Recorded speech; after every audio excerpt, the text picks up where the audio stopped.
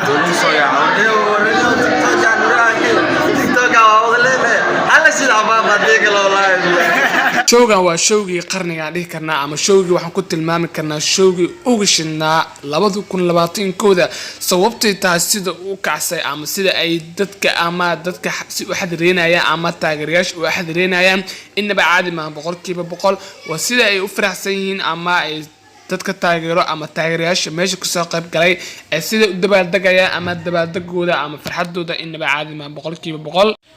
baartigii koobaad aan kasoo sameynay baartigaas sidaan ku aragnay ama sida ay dadka taageerayaashiisa ay u dabaaldegayeen ama sida ay ula xadireynayeen ama dhanka heesiga ama dhanka oo heesiga oo ku luuqeynayo inaba caadi ma ahayn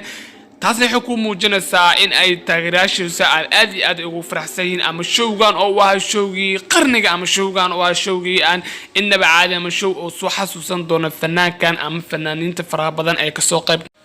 showga wuxuu saameyn fara badan ku lahaa ama uu ka saameyn badan leeyahay showyada xitaa qaaradaha kale lagu qabanayo ama ay fanaaniinta ajaanibta ay ku qabsanayaan